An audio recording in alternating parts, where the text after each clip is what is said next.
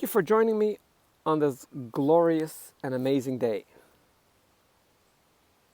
So last week we spoke about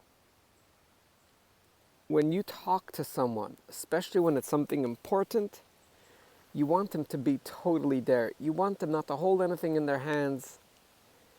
You want them to be present. You want them to even look at you when you talk to them. You appreciate, at least sometimes you're going to appreciate if they ask you questions so you know that they're listening. You want to get some feedback. You want to hear some support. Sometimes you'll ask for advice, and sometimes you'll ask them for no advice. You just want them to listen so you could get this frustration, this idea, this thought off your chest.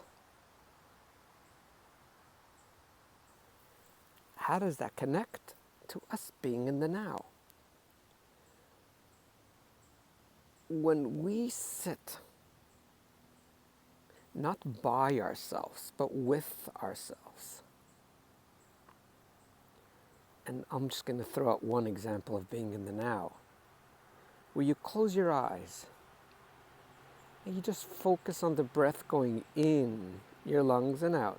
You don't have to breathe in a certain way, no deep breathing, no shallow breathing. Just notice your breath. At that moment, you are in the now. You are sitting with yourself, and it actually affects your brain in many ways. There's a connection. You're accepting yourself. And more importantly, you're being with yourself. That's what it means to be. That's only one example. There's many. And as I said in an earlier clip in my series of Why Am I Anxious, I go through various ways how to connect to oneself and how to be with oneself. When a human being sits down, and at first do it only for 1 minute, because I've done it with so many people over the years, I used to ask them to do it for 5 minutes and they barely could do it for a minute. Because if you believe it or not, they are a stranger to themselves. And they don't even know what to do, how to deal with themselves, even though they're officially in their body for 20, 30, 50, 70 years. But when your brain is not focused on the past or on the future, rather on an idea, on the moment of the now, that's love. That's one of the many ways of self-love.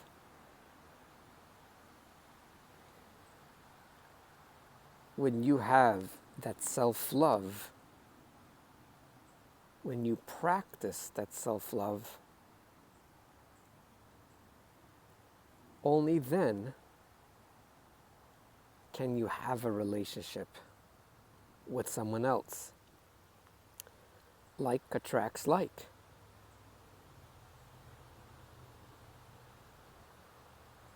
Wait, so if like attracts like, and I don't spend time with myself, why do I want to spend time with others? Why does every person have this deep desire to spend time with others? Join me next week, and I'll answer that question. Have yourself a wonderful and delightful day. Thanks for listening, and always remember, you are way greater than you think you are.